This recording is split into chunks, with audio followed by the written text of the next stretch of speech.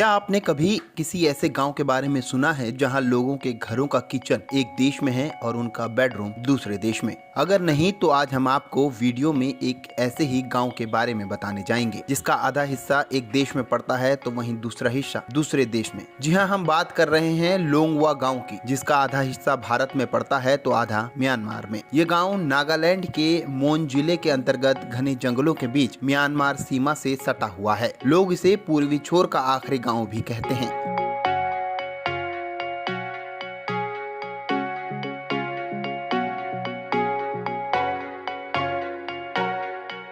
इस गांव में मुख्य कोयांक आदिवासी रहते हैं। लोंगवा गांव में रहने वाले कोयांक आदिवासी बड़े ही खतरनाक माने जाते हैं। ऐसा कहा जाता है कि कबीले की सत्ता और गांव पर कब्जे के लिए ये लोग अक्सर पड़ोस के गांव पर कब्जा किया करते थे। साल 1940 के पहले तक ये लोग अपने कबीले पर कब्जे के लिए विरोधियों के सिर तक काट देते थे और फिर उसकी खोपड़ी सहेज कर रखते थे, जिस कारण कोयांक आदिवासियों को हेड हंटर्स भी कहा जाता है। दोनों देशों में गांव आने की वजह से यहाँ के लोगों के पास दोहरी नागरिकता है। कहने का मतलब ये है कि यहाँ के लोग भारत और म्यांमार दोनों देश के नागरिक हैं। कहा जाता है कि इस गांव को दो हिस्से में कैसा बांटा जाए, इस सवाल का जवाब नहीं सूझने पर अधिकारियों ने तय किया कि सीमा रेखा गांव के बीचों बीच से जाएगी, लेकिन कोयांग पर इसका कोई असर नहीं पड़ेगा। बॉर्डर के पिलर पर एक तरफ बर्मीज में और दूसरी तरफ हिंदी में संदेश लिखा हुआ है।